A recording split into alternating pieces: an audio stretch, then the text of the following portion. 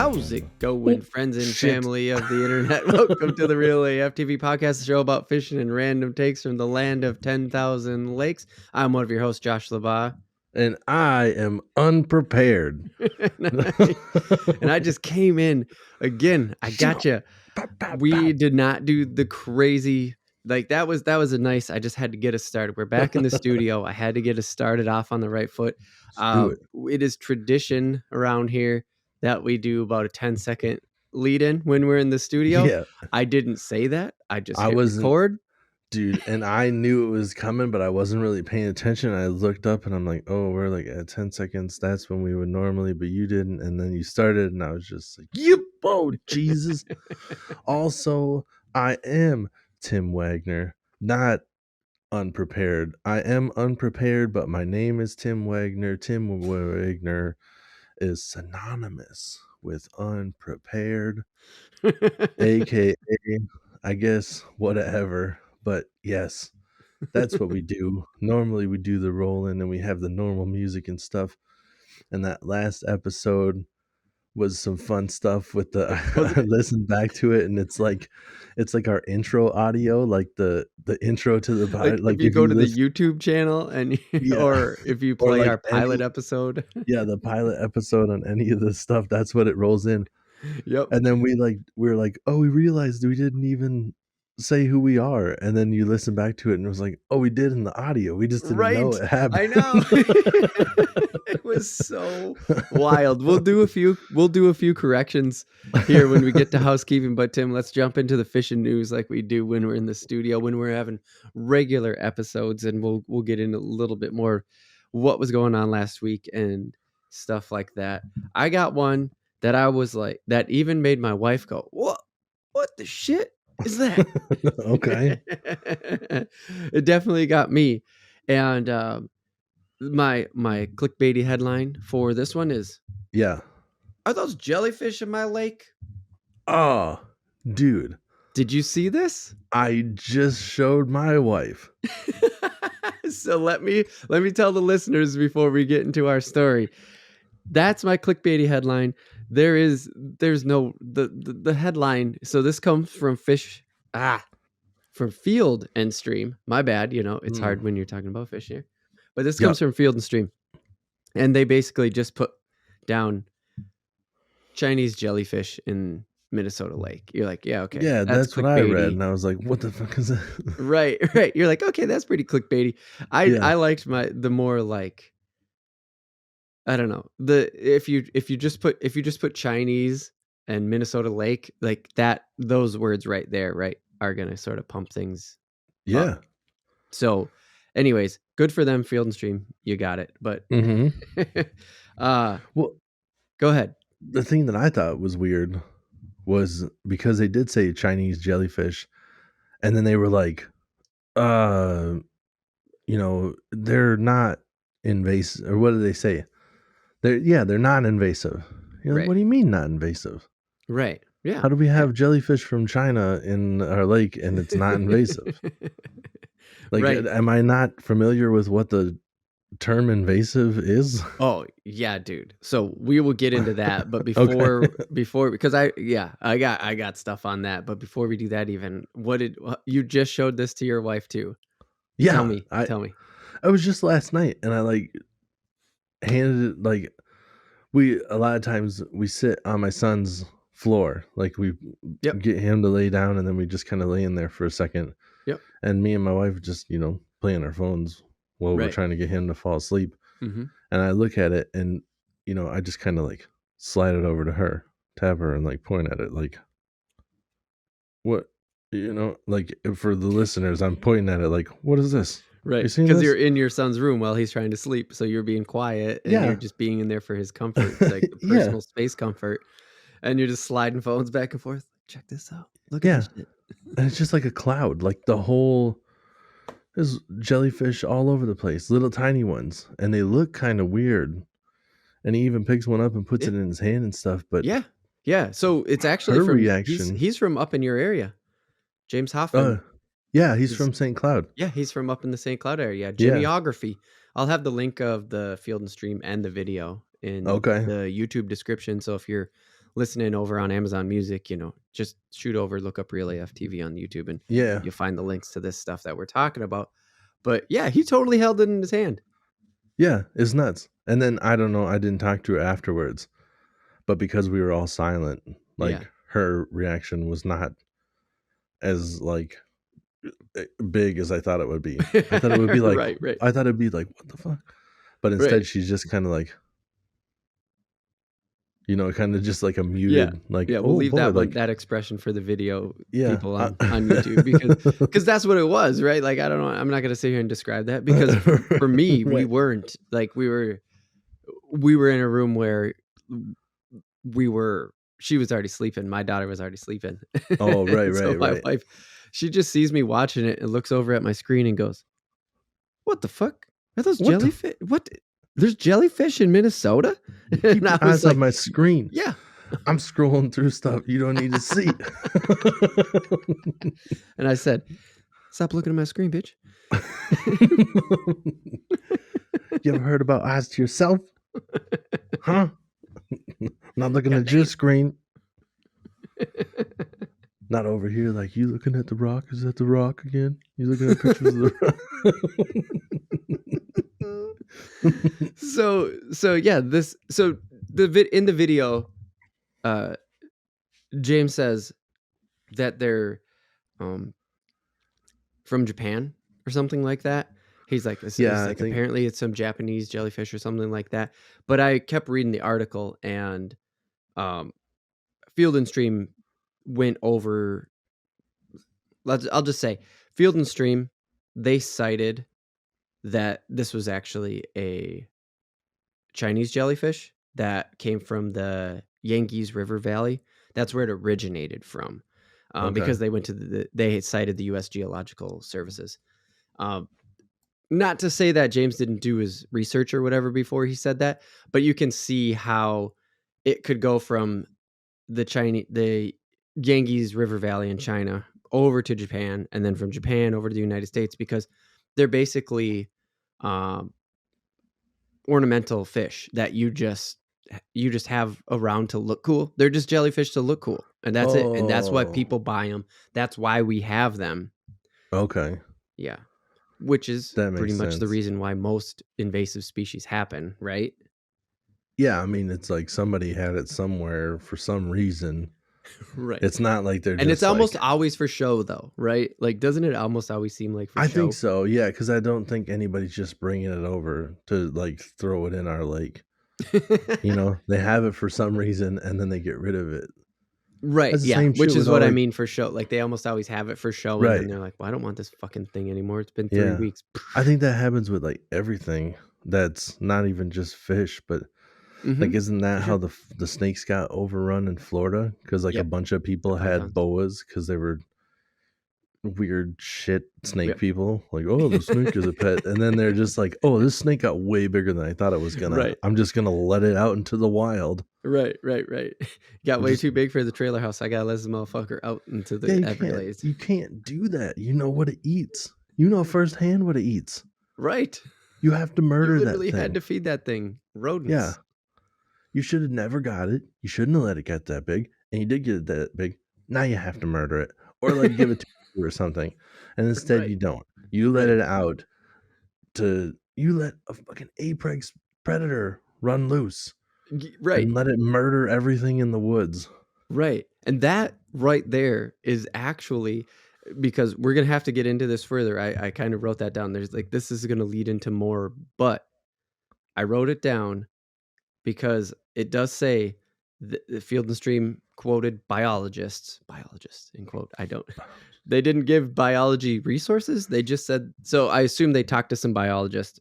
Sure. And said that there's fewer than a dozen lakes in Minnesota that actually have these in them, and that they don't pose a threat to native species. And that's why they're non-invasive. Okay. The weird thing is too, like, I think it was on Leech Lake. And that's a huge lake with a lot of people that fish it. So part of me wonders if like this is the first guy to put it on camera because everybody that goes to Leech Lake just like knows about it. and they're just like, yeah, Maybe, it's the maybe. little jellyfish. But Yep. they Field and Stream did say basically that they're these were in the Medusa stage, so you could see the tentacles, like, that's what it's called, I guess. It's called the Medusa stage, and Okay. that basically you would have if they weren't in that stage, you wouldn't see them, and they're in that stage for a very short period of time. And Oh, generally speaking, these things are still from the size of a penny to the size of a quarter. And if you think about that yeah. I inside mean, I've Leech seen it in Lake, his hand. Is yeah, yeah, that's crazy. Yeah, yeah. and well, the crazy part was when he was like up shallow, there was so many in his hand. And where he was, I wonder if it was just like a spot nobody fishes too, because it looks like maybe it could have held some bass in there. Mhm. But there's also parts of water where like it's just kind of like stagnant. Like people, Right.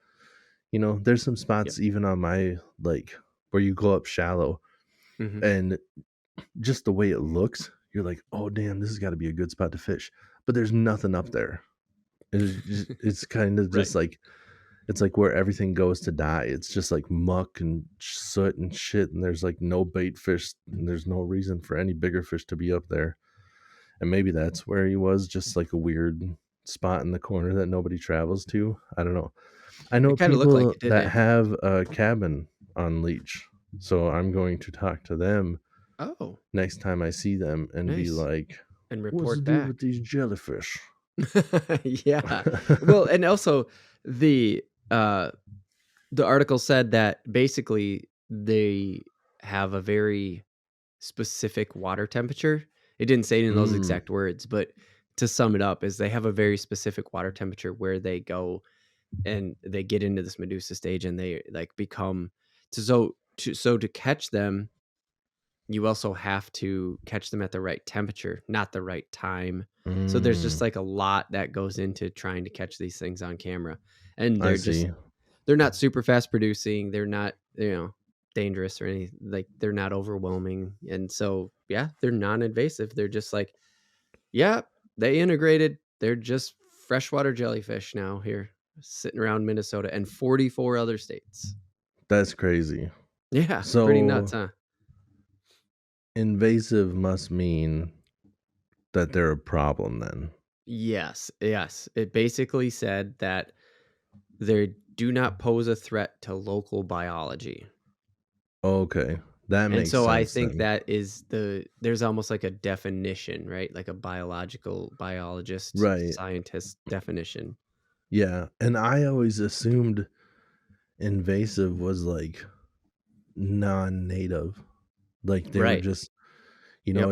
if it wasn't naturally there, then it made it invasive. Right. But Right. also heard like I saw an article not too long ago where they were saying that smallmouth are like the most um damaging invasive species ever, What? and that they're saying that smallmouth are not native to a lot of the lakes, but we stock smallmouth in a lot of the lakes, and they're Okay. aggressive feeders and stuff, and they like Yeah.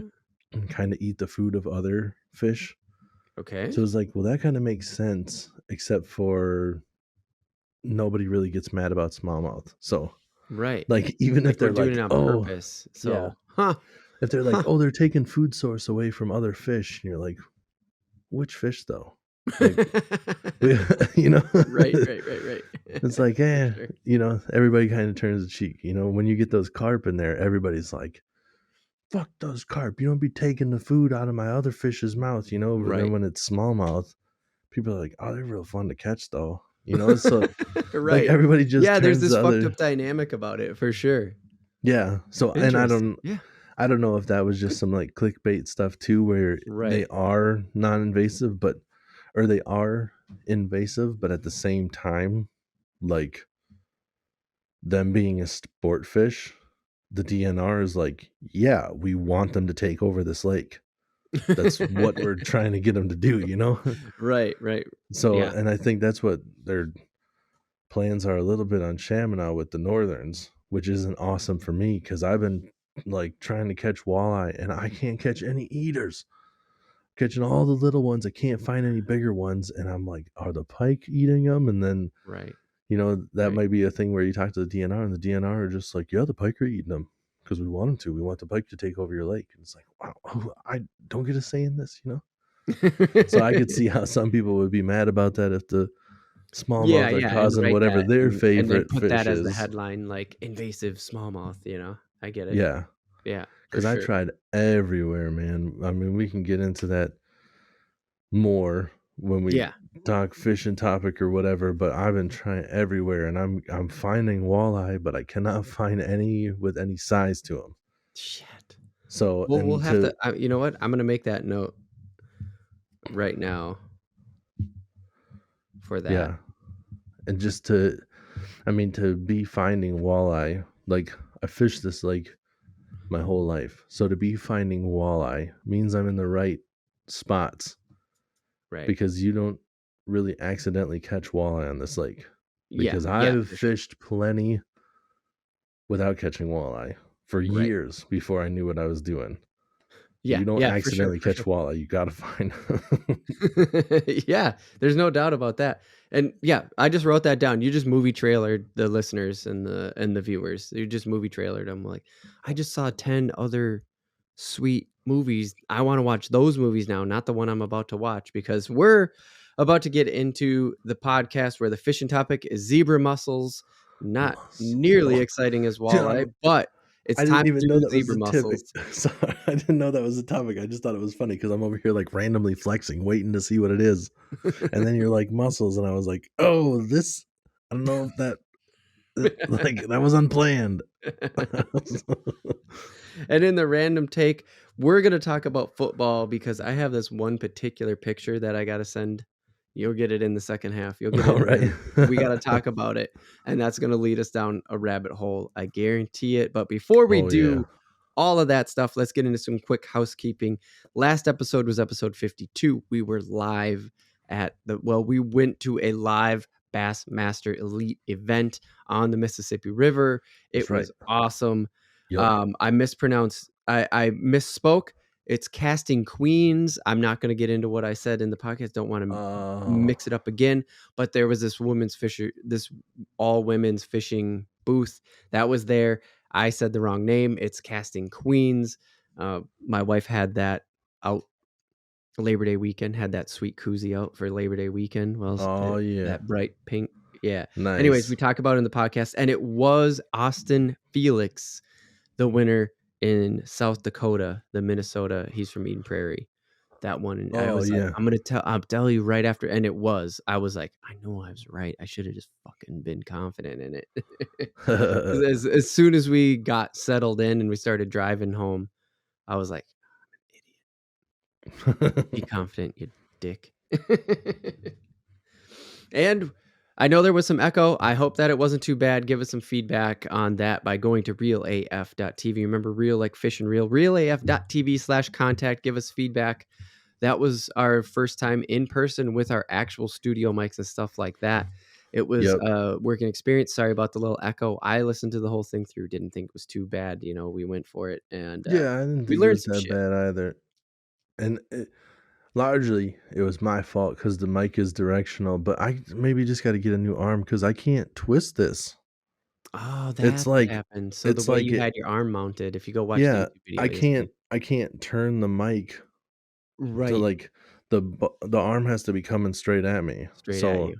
Ah, yeah, that's a son of a dumb bitch. design there where it's like it either comes, like because Yeah, who has the that arm should be coming on a straight swivel. at them?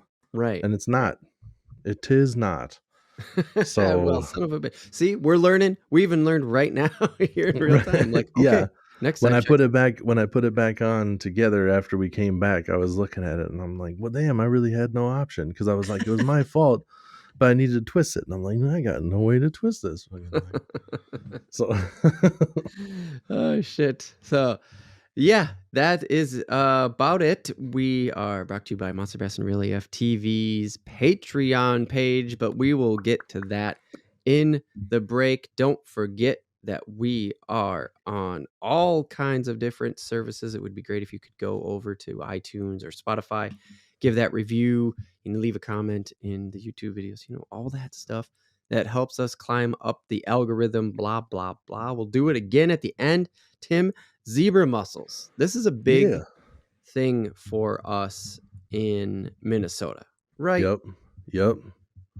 And It I is. will, the big thing why it's big to us is because I will go do our history. So if you don't know, welcome to the history part of fishing and podcasting and stuff like that. Welcome. Don't get bored the more you know. We're going to try to make this fun. We always do. And if this is your first time because you found us with the Bassmaster episode, then hell yeah, man. Thank you for coming. Yeah. Thank you for being a friend. Travel Dude, down the I road and was back gonna again. say, what's up, friends? Oh, we are on the same page. You're So anyways, I wanted to say that this totally made sense why all of a sudden we're super aware of why it's part of our fishing zeitgeist, why it's part of our Minnesota water experience, I guess. I don't know how else to really put that. And it is because they were first discovered up in the Great Lakes in 88. They confirmed them in Duluth really, in 89. dude. That's crazy. Yeah, I would have expected it further back than back. that. Yeah. Which They is that's when my sister was born. yeah. Like that's her birth year. Uh-huh. So that's crazy to think about. Like Right. when she was born was The like first time they've discovered them.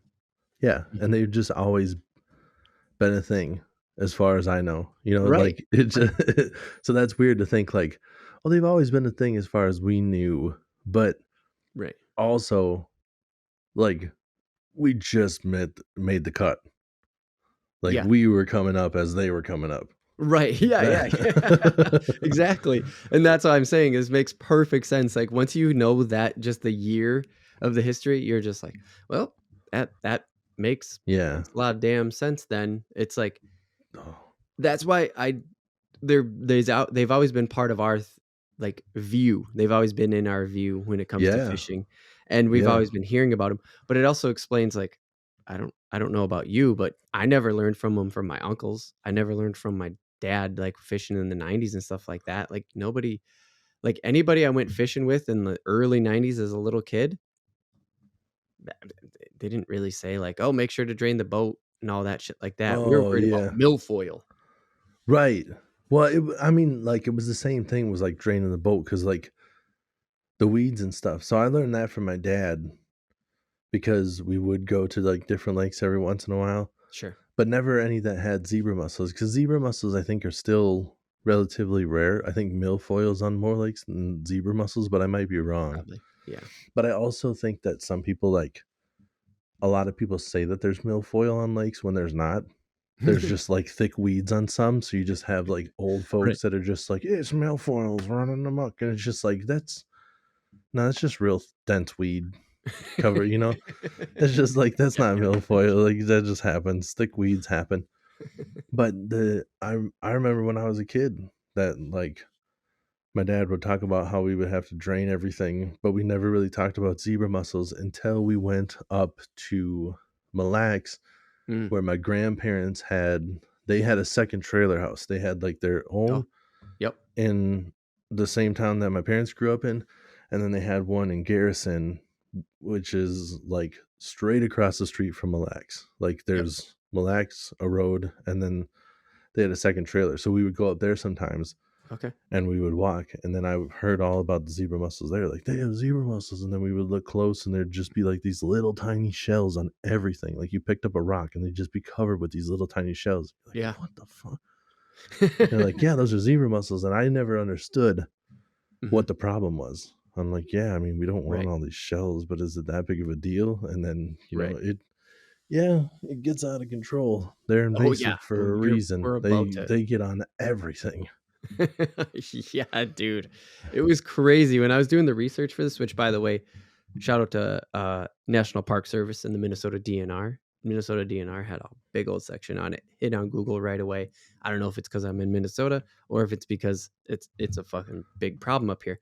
And It's actually a big problem up here, Yeah. and Canada. Like they had a map on the Minnesota DNR Yeah. article, Okay. and yeah, there was a lot in Canada, and it's because these zebra mussels, they're native to the Caspian and the Black Sea over in Russia, Ukraine area.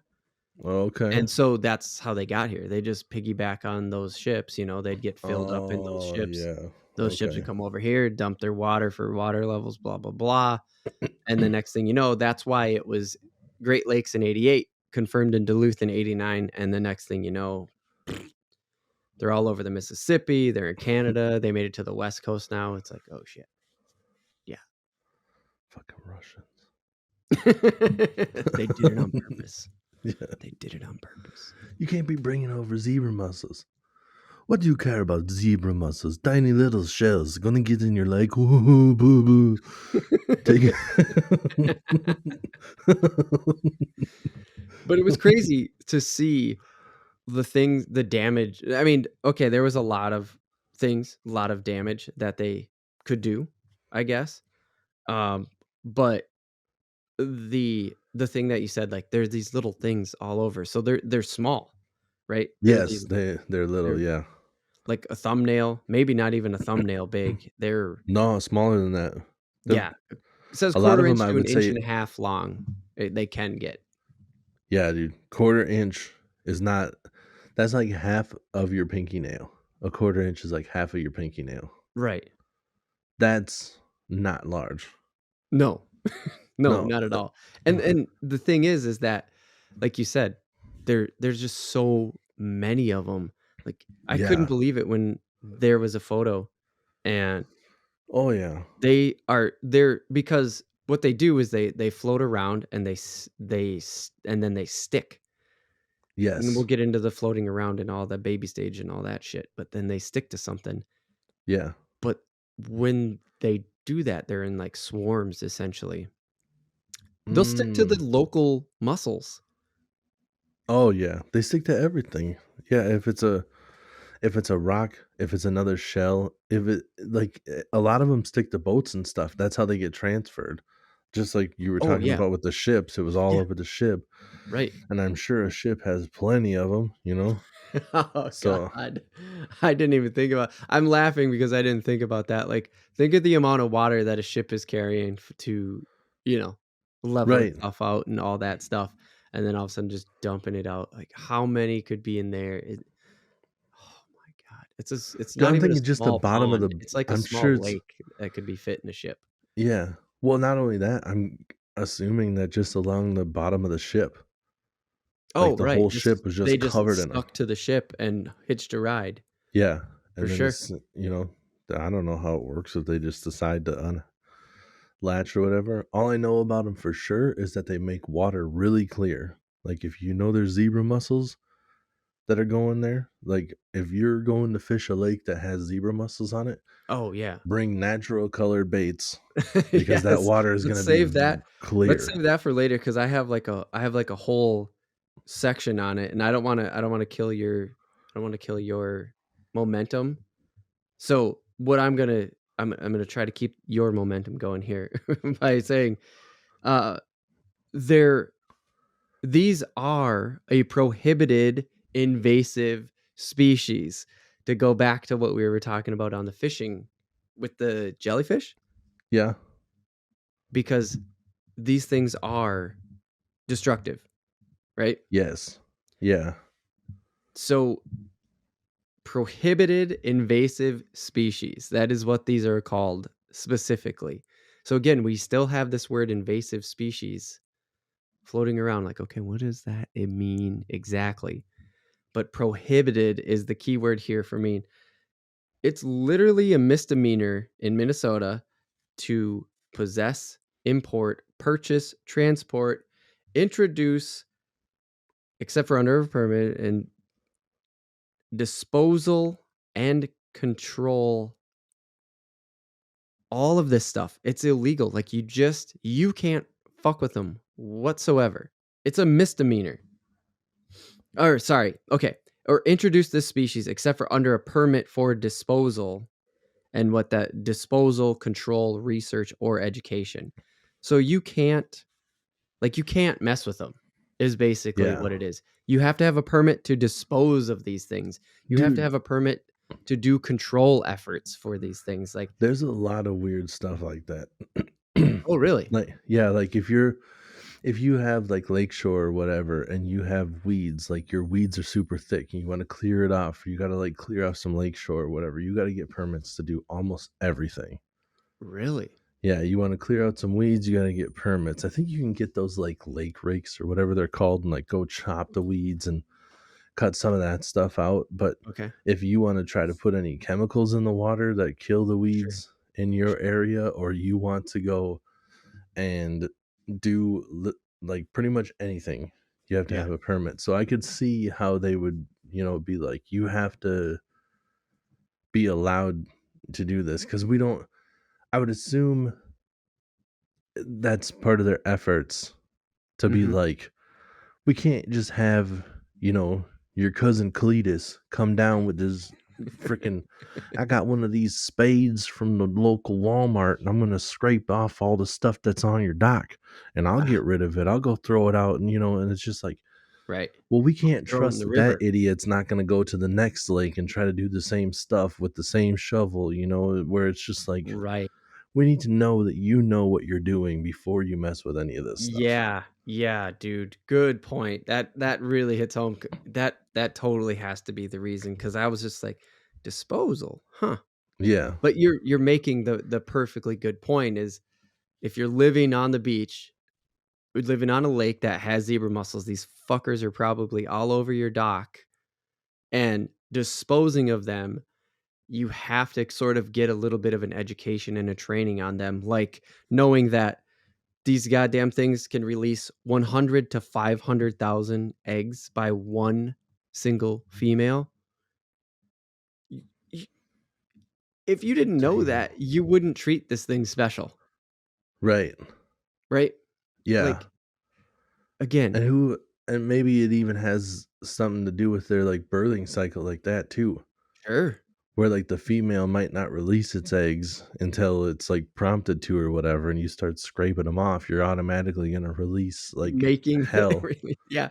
I Yeah. yeah, I don't know for sure if that's I the don't know case, but either. you make a really good point, is that, like, what if you're just scraping off these females and it's making them break open and release these 100,000 eggs? That's Yeah. not even, that means it's not taking the natural cycle where some of them won't do it. It means you're forcing it to happen. Right. And that very well could be the Yeah. case. And You're doing more bad than good at that point where they're just like, Mhm. just don't touch them because there's still more zebra mussels in the lake. You scrape off the one pole that you have there, and you're gonna get the whole neighborhood pregnant.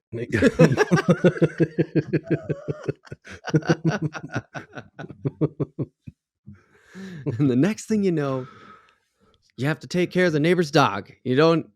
Right. There's just babies everywhere. You think it's bad now? Scrape off one pole. Next thing you know, all the other poles gonna just be multiplying like crazy. They're gonna be 4 times as thick. I don't And know now how you're fast watching. that happens, but obviously fast enough that if 89 was the year that they started, and now it's Right. bad enough to see pictures of just like everything in this lake is coated Right. completely. And it'll be like Mille Lacs too, where it's just like it is a massive lake and they're Huge. everywhere. Right. Like, Right. Yeah, damn, I mean, and think about this, if they're riding the current, if there's 100 to 500,000 out of one, and they're riding a current, and while they're riding the current, they're called villagers. It's like villager, except for they're called a oh, villager, and they're microscopic, dude. You can't even fucking see them. That's why you have to drain your boat. They're literally releasing eggs you can't even see with your human eye. They grow shells. 2 or 3 weeks later, the swarm just attaches. There's local mussels in the way. You're fucked. Rocky beach area. Who cares? Your feet are fucked. Like, dude. Yeah, your feet you are fucked just for like, sure. That's another thing I've heard. what's That that? like all those little shells. make like what was a smooth rock is now like a textured, like sharp rock. Like you can't walk on anything. Yeah. Everything Yep. is like That's what I poking read now. too. Is that like they basically, if you had smooth rocky areas, shit on those things, dude, you're not Right. walking on them. You're just Nope. not. Got to get you some fancy Sims boating, fishing shoes. You just stomp them all day. But Stomp them all to hell. Uh, they, I wonder if so that's even like if you could get in trouble for that. You yeah, can't be walking in the water there. You're stomping on all those zebra mussels. You got a permit for that? I don't know. Yep, that's a good question. I don't know.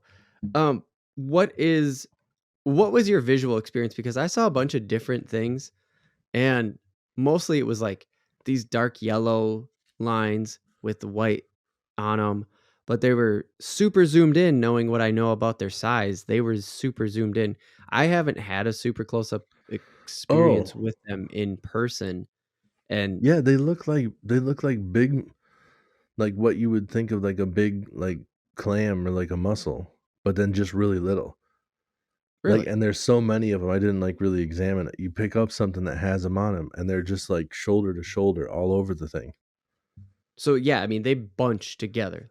Yeah, it They're like looks. a crowd. They're just slammed Yeah, in. and it doesn't like when you pick it up, it looks like a weird looking rock, and then when you look closer, you're just like, oh, that's like covered in Whoa. zebra mussels. Holy shit, dude. Yeah, Okay. yeah, it's gnarly. That is, yeah, fucked. And that's how the local mussels get overwhelmed too, because they're just sitting there hanging Oh out. yeah, Next thing you know, a zebra mussel swarm attaches to them and it fucking suffocates them essentially. yep, Jesus. Were they yeah, striped though when you saw them? Like, could you tell that they were striped? yeah. There's like little lines on them, but like I don't think when I saw them, it didn't stand out. You know, I think I Yeah. was more Okay. blown away at just what I was seeing and not Like the really sheer paying number of attention. like. Yeah, to just be like, "Duh, they're just everywhere. This is gnarly." But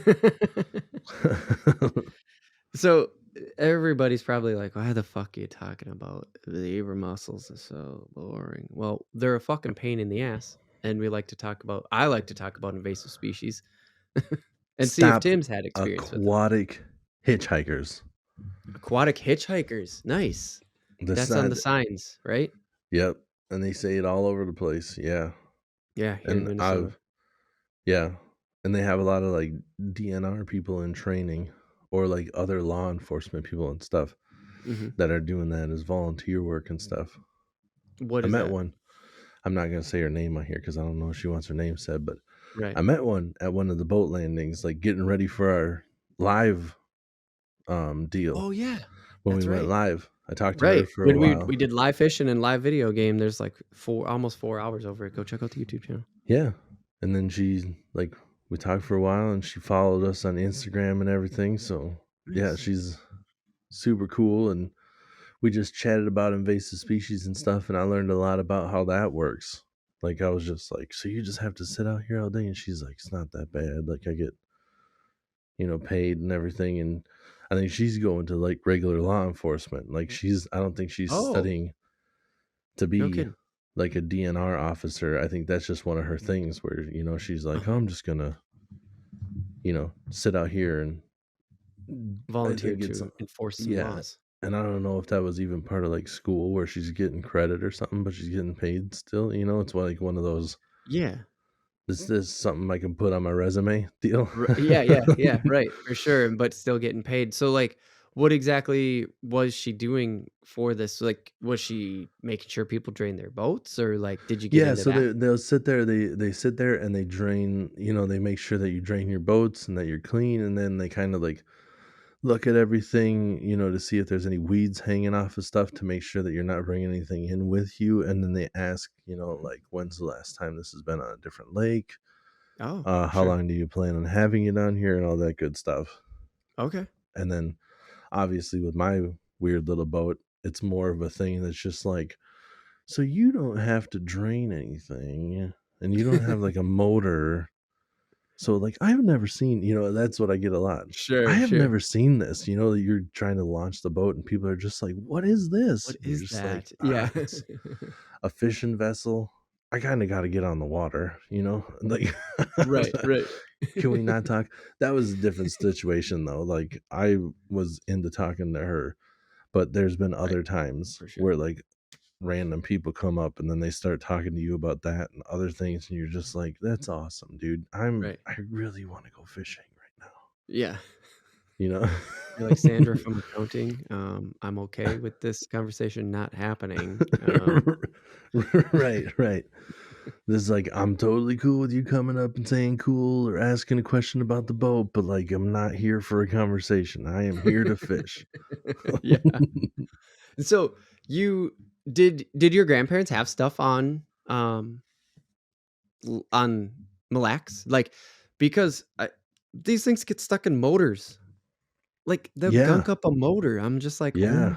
my god." Because they'll go Yeah. in small, they'll latch on, and then they'll fucking get big, and you're screwed. Yep.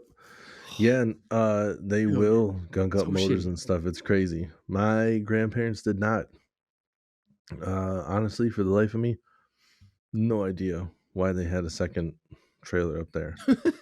Like they didn't do anything on the water. Like I don't know, they just liked looking at the water, They're just, like, sitting out in their rocking chairs and just staring yeah, at a just giant piece of water. just being old people. Like, a lot of boats out today. You know? Another pontoon. Yep. Looks like Like, the launch is going out again. Wonder if they're catching any fish. And I think it was like part of the community too. Like they'd go down and have dinner out there and it'd be different people and I think they could like shoot the shit with the other people, you sure, know. sure, You get yeah, out fishing today? Oh, you catch some? All right. Yep. And they wouldn't fish. They're just the people talking yeah. shop for no reason. Right, right, and they could be there, yeah, they could be there and part of the conversation. Right. Yeah, Yep. for So sure. yeah, no, my grandpa would walk along the lake. I got some cool lures that were old as shit. So who knows how long they were like hung up on whatever Stuck. they were hung up in Mille Right, Lacs yeah, before they floated out.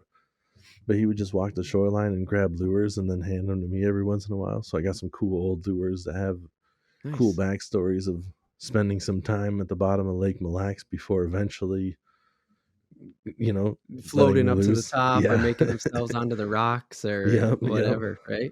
Yep. Sick, dude.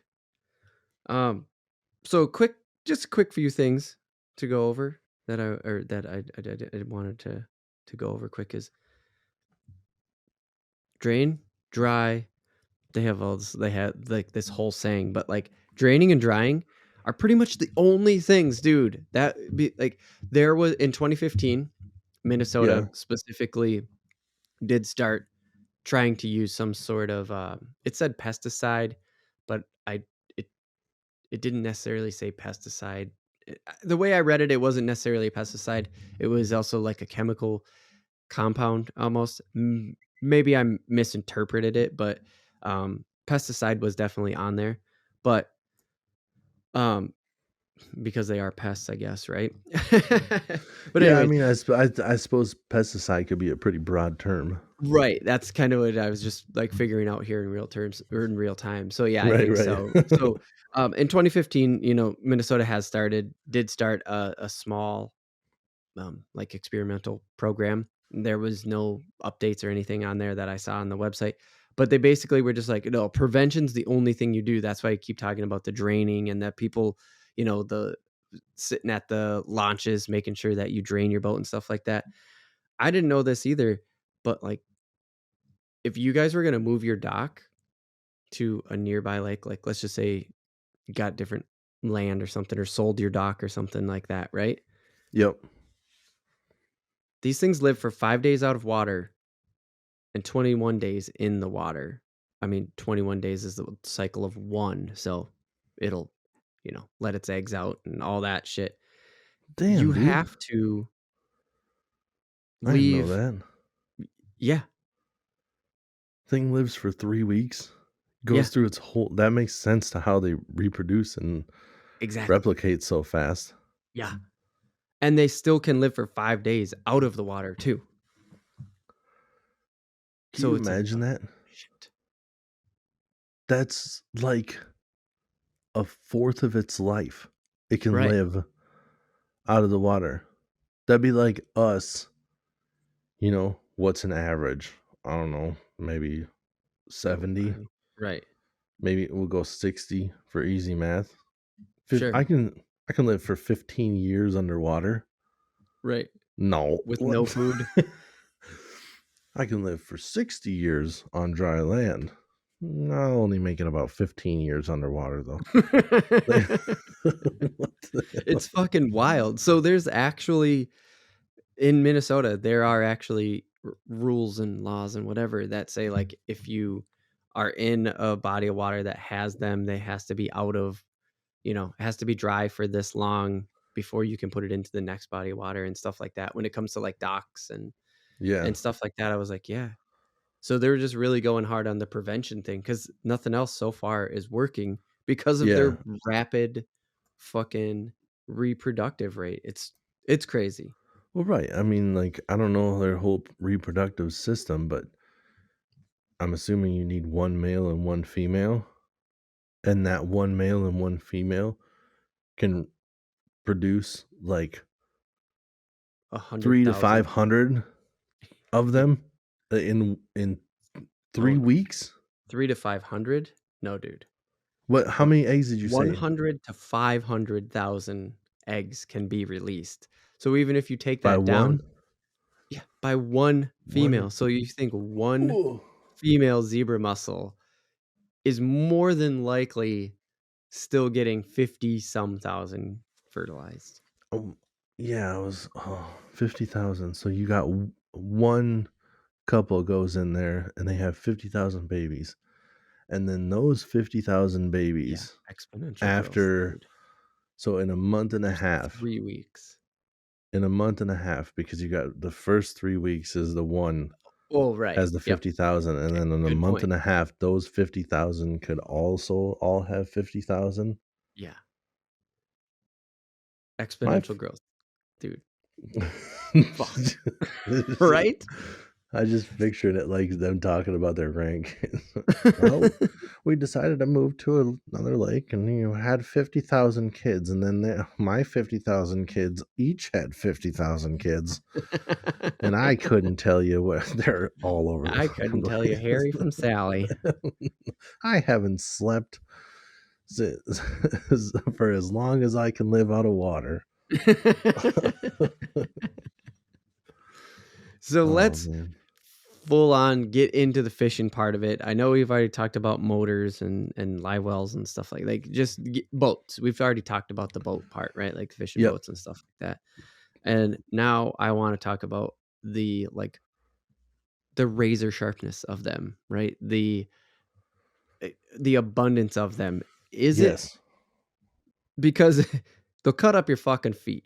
That's all there is to Yeah. it. It based the articles, everything I read, it was like, oh yeah, it'll cut up your feet. Yep. So isn't that gonna fuck up your fishing line too? Yeah. Mm-hmm. Like, do Yes. they get? Is it bad? Can it be bad?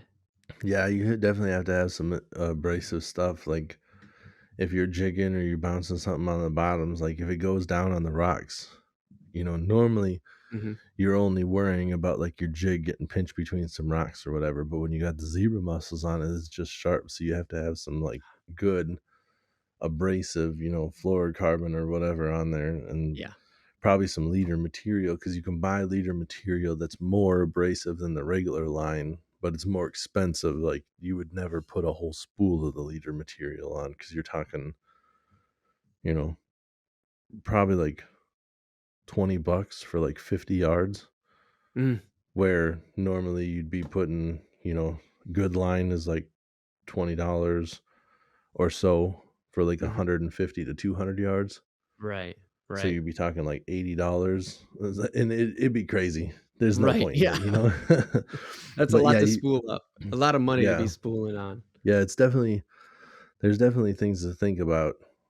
Um, I think that's probably a decent reason why a lot of people do like drop shot on Mille Lacs and stuff too, Oh. because the part that's down, touching all the sharp part, if it cuts it off, it's like not that big of a deal. Like I'm just losing the weight. I'm not losing my hook, you know? If a Mm, fish bit, I'm not worried about the part the line going from the hook to my reel is not okay. compromised, so I'm not nervous about losing a fish that way. Okay. Yeah. So, and if for anybody not aware, a drop shot is just like if you're going from the bottom up, it's a weight on the bottom. The line goes from the weight to the hook, and then the secondary line goes from the hook to your rod. And there's different hooks.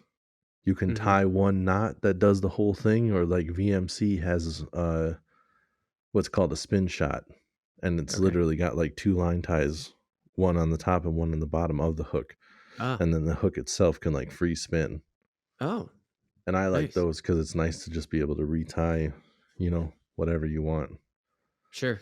If Sure. you're And that's why the drop, the weight, it can get cut because it's its own right, yeah, it's separate its own thing. dangly line, and that's what's gonna hit the bottom. Well, the other Yep, part is that even though that's attached to it, it'll just snap the line a third of the way up or whatever. yeah, The weight will go, the line's gonna get cut a third of the way up, and then you just reel up 2 pieces of right, line, yeah, essentially, right? Without a exactly. weight on it now. Yep, yep. And That makes plus, sense. like on a lake like that, because the zebra mussels, everything's so clear. Like leader material helps a lot too. Because if you're using fluorocarbon leader material, fluorocarbon's almost invisible to fish. Whereas if you Ah. like using braided line to that fluorocarbon, Mhm. braided is not invisible whatsoever. So it's like if you Right. went, braided line down to like a swivel. So to a lot of people do that to minimize line ties. You can tie it straight on if you want, but or line twist. I think it said line ties. But if you Okay. put like a little swivel and then it goes down to your braided line, it depends on what you're, fishing with. This week I Oh, was so using a I jigging okay, wrap, let and me the way say you that pop again. it, it swims and it twists up your line. And line twist fucks it up bad. Oh, yeah. But let me ask what so you're saying the line that comes off your reel Yeah. is on a swivel is connected to a swivel, Yes. and then you put leader line on that swivel, Yes. and that leader line is usually heavier duty or thinner in this case? Well, Because 'Cause we're talking like about zebra mussels more clearing up the abrasive water, right? resistant. Yeah. Say again? More abrasive resistant. That's the Oh, big okay. part. That's the big key because a lot of people will actually use a lighter leader material than their main line. Like if you're using braided Mhm. because the diameter is thinner, Yeah. Okay. you can have way heavier test braided line that's the Mm. same thickness of your fluorocarbon leader. Ah. So you'll have really heavy line at the top, but a lot of people like to use the lighter leader material Mhm. because then if you do get hung up on something, you're just snapping that leader material and then you only have to retie onto that swivel instead of retying your whole line, like Yeah. retying the swivel on and then retying the thing onto the swivel. Like Right. if your leader material is lighter than your main line and you get hung up and you break it off, then you literally only have to retie some leader material onto your swivel and a new bait Right. onto that. So, Yeah, yeah, yeah.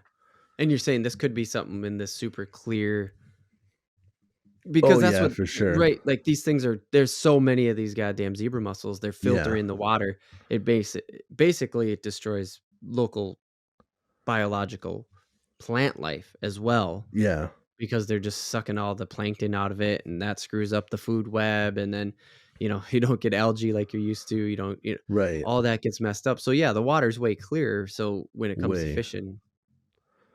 Yeah, yeah, definitely. You definitely like if you watch any of the pros fish any of those lakes where Mhm, they're fishing smallmouth, I think a mhm. lot of those lakes are zebra mussel lakes. I can't be for certain, Sure, but okay. a lot of those deep clear lakes are I think a lot of times they are clear because of the zebra mussels. Like Mille Lacs is one and some of Mhm. those other and you watch the pros out there, a lot of those guys are fishing it's like a spinning reel and then they'll have the braided line that goes to the leader material because there's no stretch with the braid. So it like makes it sensitive and you can fish deeper and everything. I go straight fluoro most of the time.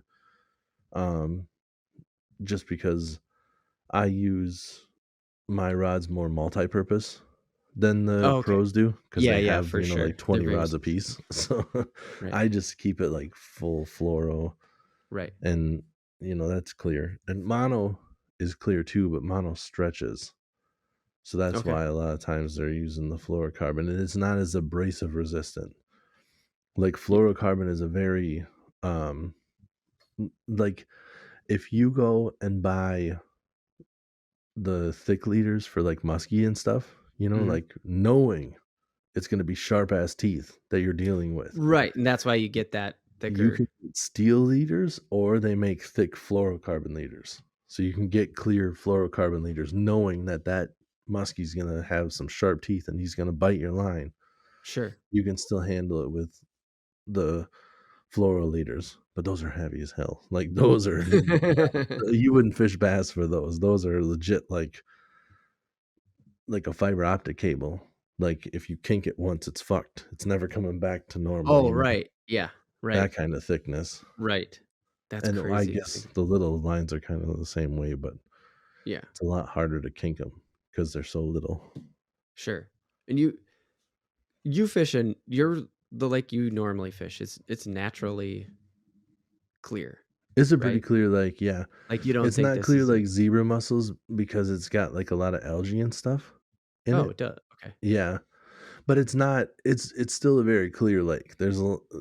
Yeah. But I don't know if like did you do research on what they eat on the Yeah. like Yeah. do they eat algae?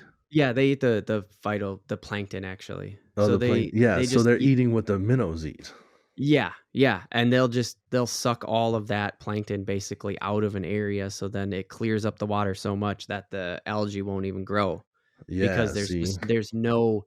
there's no other activity going on. They're the bottom Right. of the food chain, right? They're the Yep. food web. They just like and then the food web never even develops. They'll just suck it right out of the area, so then even the native, uh, plant life, the aquatic plants, they just won't even Yeah. they'll have to there's no way for them to adapt to the ultra clear water, right? Because it's not supposed to be that way. So it's totally changing the way they get sunlight and Yeah. everything like that. And that's why I was like, well, is that a bad thing for fishing? Kind of like what does that mean for the fishing? The like the way you fish it. I mean, obviously you went into the ways you fish it quite a bit, but like Yeah, I mean, it just changes everything to your approach is different. sure. If Yeah, we that talked about is that. Yeah, I causing get what you're saying. if that's not allowing like weed growth and stuff, then you got to know that you can't rely on trying to find weeds. You got to figure out what else a lot of times like fish they're in transition areas where like Okay. it might be Yeah. like a rocky bottom goes to weeds and then they're right there, Right. it's like in a lake where everything's super consistent because there's zebra mussels that have screwed up everything. So it's like the whole lake is covered in zebra mussels. So your whole lake is the same thing because Just the super zebra clear. mussels have made it that way. Right. I haven't fished lakes that have zebra mussels, like not Mhm. on my own like will, not like Yeah, I'm deciding where we go today. I've fished Mille Lacs before, sure. but it was on one of the launches, and I don't know if you're familiar with the launch. You go out to Mille Lacs, they have these big boats where they'll have, like 30 seats and you literally just pay and it's like a Oh, guide that brings you out, but yeah, it's like you and a bunch of other people just like, "Oh, I want to fish Mille Lacs right. today." So you fish almost like a ferry style boat that doesn't drive fast and they just bring you out and Yeah, I think we talked about those in our walleye episode way back in the day. probably. Yeah, I But think I've yeah, yeah, talked for about it sure. You're before. just it's like a huge pontoon that you dangle a whole bunch of rods off the side in the middle of the night, and the Middle of the walleye day. come like crazy. They just bam, yeah, there you go. They pick it up. And so with that, you going back to even what you were talking about earlier in the podcast is like you're finding walleye, right? Like I wrote it down as a different topic. You're finding walleye. You know Yep. how to find them and stuff. Like you know how you have to find them on the lake. Um, do you know, because it said muskies? I know you're a muskie hunter. You've been muskie. You got good muskie stories. It said like these visual predators Yeah. are likely to be benefiting actually from the zebra mussels. And you're Hmm. saying, well, I'm finding the walleye, but maybe the northerns are eating them. You live on a naturally clear lake. Maybe you have sort of situation. I don't remember if walleye see really well, but you kind of get where I'm going. They I mean, do. I know I'm not setting you up here with like a and then, but I just wanted to lay out a whole bunch of stuff and see where your mind went. Yeah. I mean, my thought is possibly because they have this limit of northern and they want to make it more of like a trophy northern lake, that the northern are getting big enough that Mhm. that's what the problem is on the lake. That the On your bigger lake, northerns, right? yeah, that Even the though it's bigger not a zebra northerns, mussel, it's still clear. So okay, yes, yeah, okay, so it's still clear. And I think the bigger northerns are maybe just picking off some of like the eater size walleyes. okay, And I think there might be some big walleyes out there, and there's some little walleyes, and they're not getting much in between. I think the little walleyes aren't growing to be. The pike seem to be a little bit of a problem. I catch way too many pike, and I think the pike might be eating the smaller walleye as they're trying to grow up sure. Mm-hmm. and just not making it to that size. So Yeah, I don't think it has anything to do with the water clarity because the water's always been that clear. And maybe it's just a cycle, you sure. know. Yeah. I heard that walleye fishing on this lake was pretty good at once, like once upon a time. Mm-hmm. And I've never had like stellar fishing days. I When think going for I walleye specifically. Yeah, I think I got my Yeah, limit one time going out there. yeah, I catch a and lot of fish, just not a lot of eater walleyes. Like I'll catch yeah, some little ones, I've caught some big ones, and then you catch like, a good day is like 4 or 5. Well, the limit was 5. So a good day most of the time was like 3 or 4 walleye. But yeah, then you'd also catch like 30 bass and 2 northern and like yeah, where you're yeah, just yeah, like for sure, I for was sure. killing them. I just only caught like 4 of the fish I was trying to catch. Yeah. Well, it makes me So, wonder, like everything you're saying just brings me back to what you've been saying about Mille Lacs, and it makes me like I just want to. I wonder if anybody knows the answer, and if you listeners, if you know if you have a zebra mussel lake and where you're fishing, leave it in the comments and let me know. But it makes me wonder because specifically Mille Lacs has had a walleye problem lately, and I don't know, but I'm wondering if the clear water on a body of water that big has made the northerns and the muskies just so much better now that the zebra mussels have cleared things up, that the walleyes are suffering at the hands of the benefit of the pike and the muskies on Mille Lacs, and now the commercial people are up there struggling. Like it kind of yeah. makes you go like, "Oh, I don't know. I didn't read any of this, but this Yeah. is just us here at the end, sort of spitball and fishing talk here Well, related and to zebra mussels." it's a possibility too because I think like the state record in muskie has been broken a couple of times and it's been on Mille Lacs, and it's like Yeah. the See. state record Ooh. gets broken, and then there was some native people that were up there that netted one that would have been the new state record, but Oh you yeah, we can't. talked about that in our muskie episode for Yeah. sure. I remember Yep. that. That's way too familiar. Yep. And then there was another guy like after that that actually went and caught the record. So maybe they are just hammering all these other fish and stuff. So they are out there just chomping up, they're probably eating small northerns too. So it's nothing but the big guys left. The big Yeah. northerns and muskies eat small northerns. Oh sure. And They eat their own type. Yeah. yeah, muskies Animals. grow a lot faster from than northerns do. Yeah. Yeah. It's like northerns take I think I heard about it one time. It was like something where like muskies grow from like little to like 40 inches relatively fast. Oh, But then like 40 to like 50, it takes quite a while. for sure. Sure. Where I think northerns are a little bit more like the other way. And this could be 100% false. I just heard about this one time. I might be wrong, but Sure. I thought it was like northerns take a little bit to get bigger, but once they're Sure. big, like it goes fast because they have Mhm. like a ferocious appetite. So Oh, it right. takes them a little bit to get growing, and then once they get growing, They that start eating fucking everything. 20-pound fish is eating 10-pound fish, and Right. it's like that, Right. like that. Oh, what is that?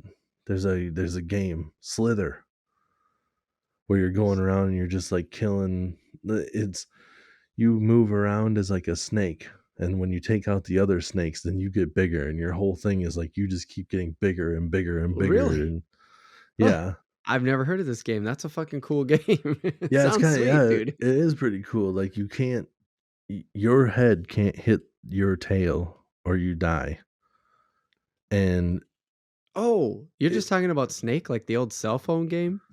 I think so. Like where Damn, dude, I just had a great you got idea to for a try to battle cut royale that off. unfolded in my head right there. Oh, really? Yeah, I I don't think know. it's, Anybody you I, can make this game. I don't care. It's not I'm not gonna make it. I think it's But the think same about it. thing, You're isn't all it? the same size snake, and there's 200 of you on a map. And then as you Yeah. eat more, you get bigger. And then eventually at the end, there's just gonna be two big fucking snakes having to Oh, battle each that's other what it out. is. That's what it is basically. What? Because it's you and Okay, you I thought you can't. were talking about the cell phone Well, game no. Snake, where when you eat a dot, your tail gets longer and you can't bump into your own Oh, tail. no, it's like a battle royale against a bunch of other people, and you're going, and your job is to try to cut them off and to get them to run into your body. As long if Oh, your head hits their body, they take you out, even if you're massive. If okay, you're massive and that little one cuts you off and your head hits their body, okay. you disappear into the You're done. dots. And then it is like the snake. They disappear into dots, and then you quick circle back and try to eat up all their dots, and that makes you bigger. So That like game sounds fucking sweet, dude. it is pretty cool. I played quite a bit until eventually you just like get sick of it You've because had enough of it. Sure, every once in a while it doesn't work perfect either. You know, sure. I try to turn, fucker. Yeah, Yeah, just like Mario, dude. I jumped every time. I hit jump every time. yeah. Bitch fell I down the hit hole on his jump. own. I fast ran. I hit the A or whatever. I was Right, fast running. right.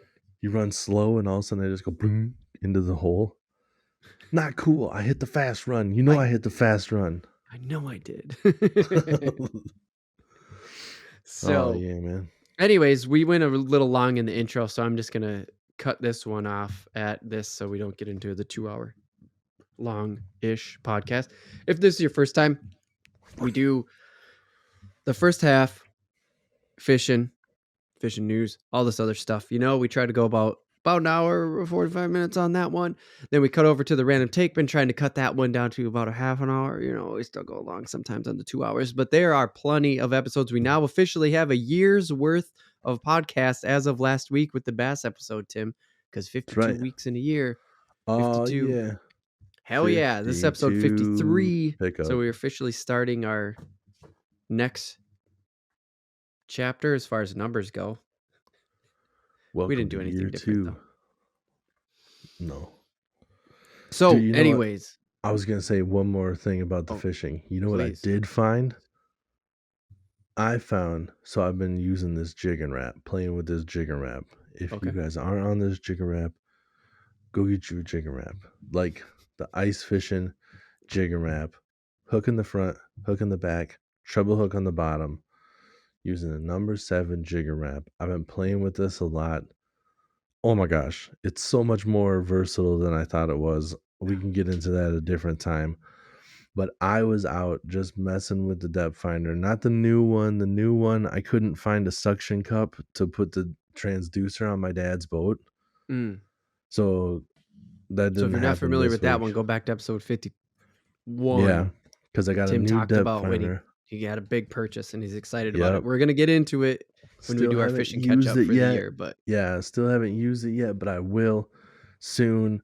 But this last weekend didn't get a chance to, but I was using his depth finder, which is just a standard like down imaging, and he doesn't have a GPS or nothing. So I'm just kind of driving around and I'm looking, and I was like, I saw stuff deeper these other weeks, and I just like, I got time. I just want to play around with this. And I'm going around, and I'm like, I'm seeing stuff deep. And I'm like, this is Mm-hmm. nuts. And I'm driving around, and I saw some more stuff, and I got this jigging wrap, and I'm like, this is perfect. I know there's not weeds this far down. I'm dropping it down. I'm just going to work this fast, and we're going to move it. And all of a sudden I catch a fish, and I'm like, no way. Like, I got to get this in because I got to know what's down here. And I Okay. get it up, and it's a pretty decent sized crappie, and I caught it in 38 feet of water. Whoa, Yeah, dude. I dude. didn't know. And now, like, it solves so many other mysteries. Like, I'm sure if there's seasoned fishermen out here, they're just like, no shit. But it's like, I didn't know this about this lake because I've been out here and I've been playing with stuff. But in Right. 38 feet of water, when this lake, the deepest part, the deepest, there's only one hole that goes that deep, is 60 feet. So we're not that much further off Damn, than like dude. the deepest water in this lake. Right. And that crappie was out there. And the craziest part was like, I know crappies suspend sometimes. I caught this thing off the bottom.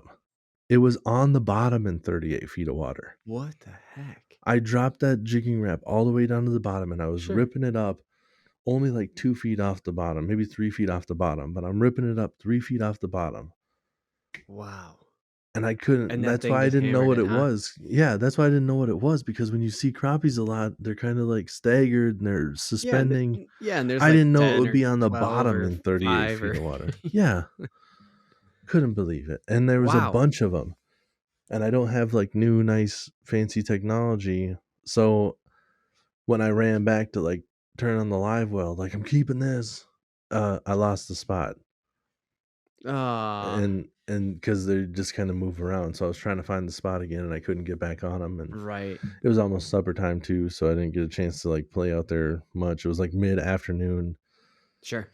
and a lot of boat traffic. So that was Yeah. another thing, Yeah. like crazy boat traffic. Like it's known for like recreational stuff. There was some wakeboard boats making the biggest waves I've ever seen. They were like, there was people out there surfing like behind the boat, like where they were legitimately, like they got the tow-in rope and then they tossed the rope. It's making big enough waves that they're just surfing. Holy crap. Back Yeah. that far that they get a I'm rope? Because I know huh? wake skating, but that's not what you're talking about. No, it's like the Like the wake wakeboard. surfing. Yeah, the wake surfing, like the boat makes a big enough wave right Oh, behind the yeah. boat Oh, that no, you I know just wake toss it. surfing. Yeah. That's usually right Yeah. off the back of the boat. Oh, Anyways. it was for Okay. sure. Yeah. Yeah, Now but that you're just talking about it. massive waves, Yeah. massive. All right. And that's what I got everywhere. And yeah, just anyways, that I had to throw that out there, like, Just had to new get it out there. territory, new ground, catching new stuff. Yeah. I'm Doing new sure stuff. other people are just like, oh, yeah, we knew that or whatever, but I didn't. I figured it out. Always learning new stuff. Hell yeah. And that was I love exciting it. for me. And then I know now too, where you're just like, oh, there's only one certain time of night where I can catch crappie on this weed edge. It's because they're out in 38 feet of water. And then when the sun goes down, they come in. So now I Right. know, like, well, because they're not here. That's why I can't catch them until night. They move Right. in from way out there. Yeah. So yeah, Crazy, that dude. was exciting to know because, Crazy. yeah, there's a lot of literature out there for bass and for walleye and stuff. Crappies are not so much. Everything that you read, they're like, oh, they're kind of just out there. You got to find them. And you're like, Just gotta find them and drop a bobber on I top of them. guess. And that's what I did. That's awesome, dude. All right. Nice little side. We'll get into that stuff actually when we do our fishing goals and stuff like that. We're going to do a Yes. catch up before the season ends. Right now, summer's just barely sort of come to an end here. That's what Labor Day weekend is in Minnesota. So there's definitely still time to get out there, make stories. We'll catch up on those later. For now, we are going to jump into the random take where we're just going to talk about upcoming football season because I saw a crazy photo and I'm going to Ooh, send it to Tim. We're going to I'm ready. react and we're going to go with that. I guarantee we get a half an hour out of that because just you'll see why. Whatever. That's the fishing topic. Hit the random take. Foosball. Welcome to the break, friends and family. This is a ad.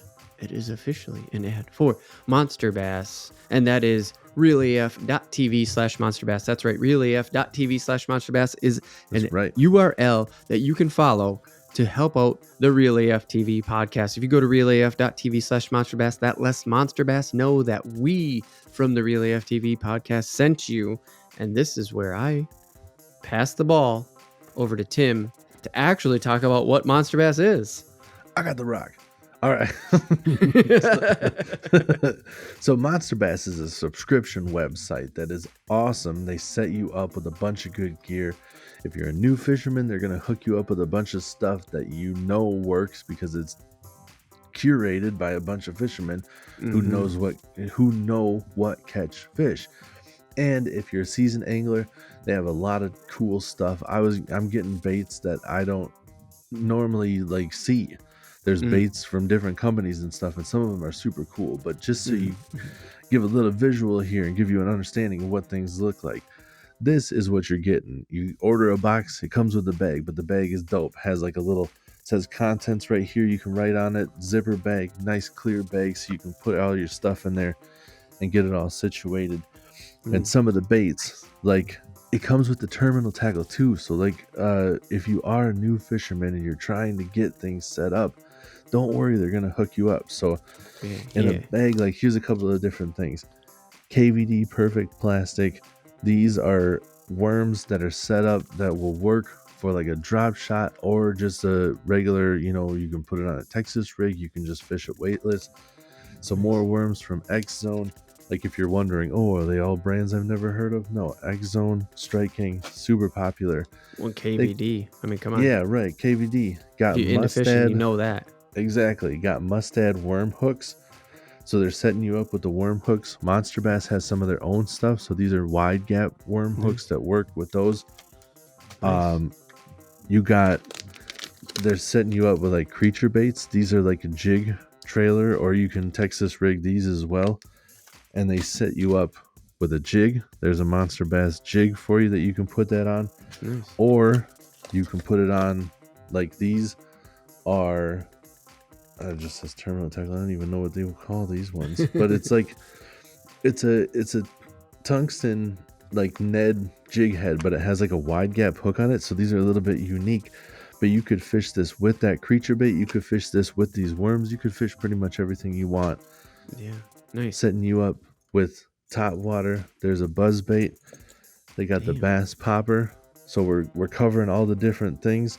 This is one of Monster Bass's own baits. Nice. Cool colors and stuff. Yeah. Rick Clun spinner bait. Rick Clun is a famous fisherman.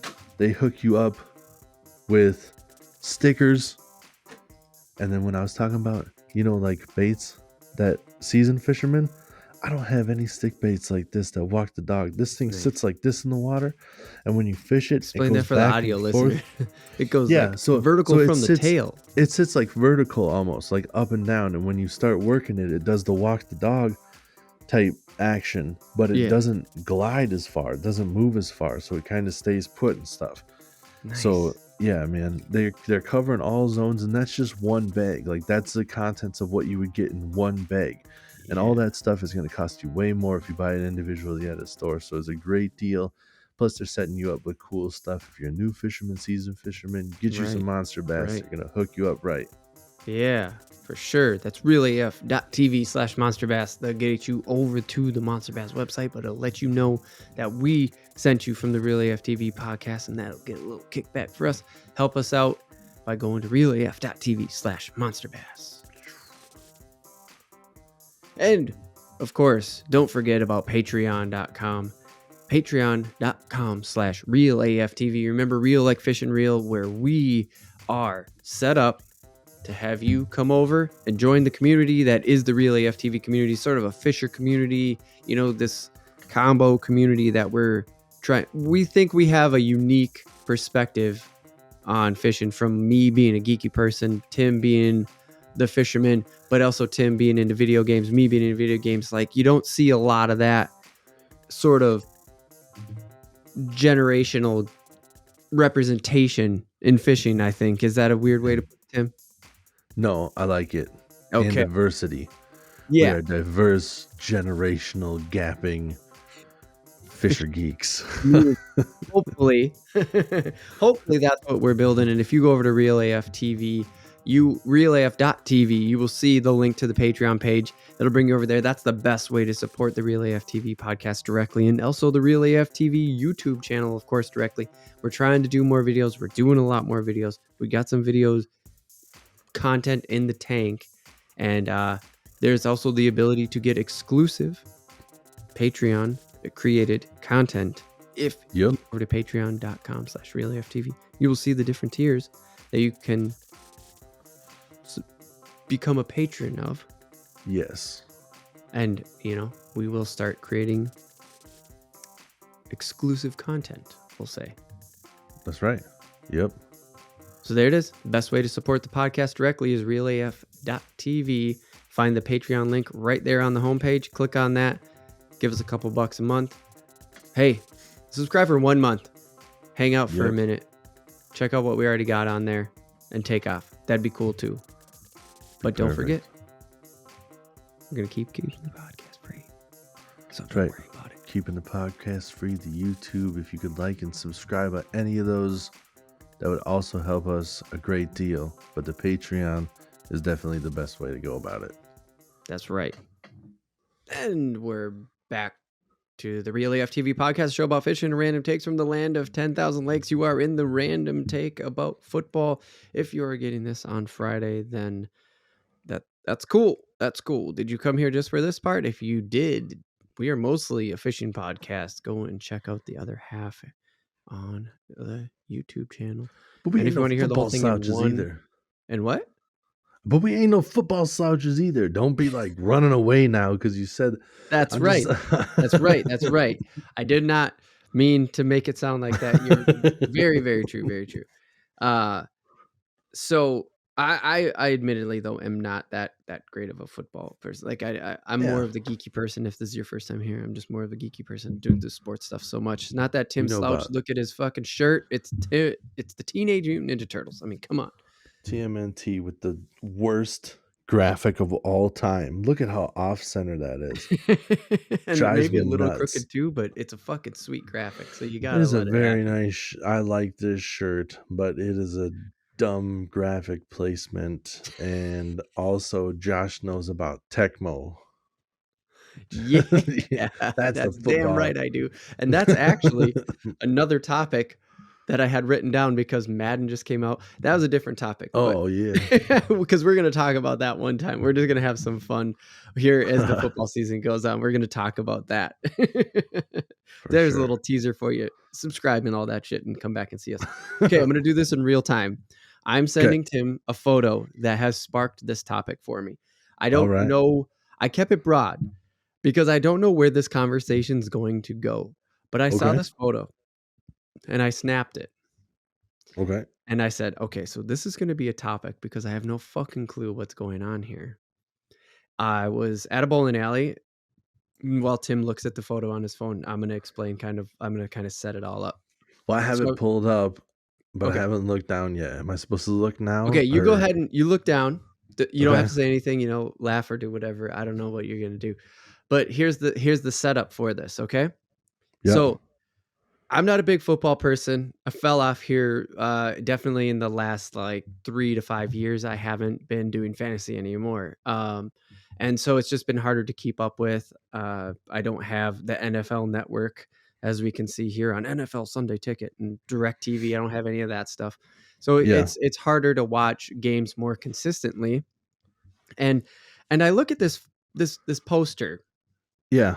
And, I'm like a 32-ounce beer in, and I'm coming out of the bathroom of this bowling alley, and they're basically advertising, have your fantasy draft here. Yeah. At our restaurant bar bowling alley. And I'm like, yeah, okay, I get that. Yeah. But why is there a Super Bowl quarterback and then Dak? Is that even his name? Yeah, Dak Prescott. Dak Prescott. Thank you. Dak Shepard. The funny thing is Dak Shepard's Shepard. My bad. Dak Shepard's podcast is called the Armchair Quarterback, Arms. Yep. and these are quarterbacks. That's very funny. That's probably why this is all mixed up in my mind. So yes, thank you. So there is someone, in my opinion, there is someone who has earned their keep, and then Yeah. There's Prescott. Well, as far as fantasy What's goes, going on here? like when you're talking about fantasy football, you got to put the guys out there that are producing for fantasy football, because not everybody that makes it to the Super Bowl is that good. Of like, And for maybe the last year, uninitiated or just a self flex, Tim, why yes. don't you just refresh me a little bit about your fantasy football record? So I You got a legacy league. Yes, Empire League, which is Empire. Oh, like thank you. where if you win 2 years in a row, the whole league blows up and then you Okay. redraft.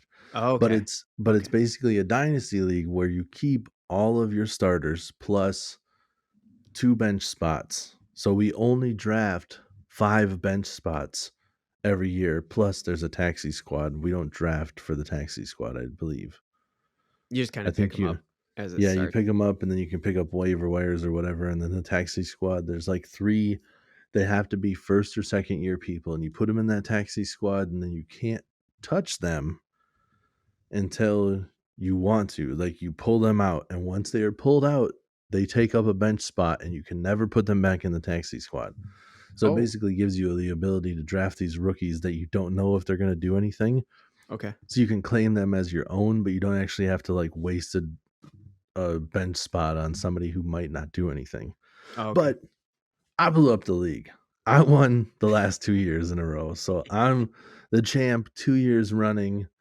And I think it's safe to say that I know a little something about fantasy football. Yeah, So for sure. Which is why I also snapped this and I was like, okay, so for sure I'm talking to the right guy, because I look at this thing and I'm just like, you got your direct TV, you got your Sunday ticket. Okay.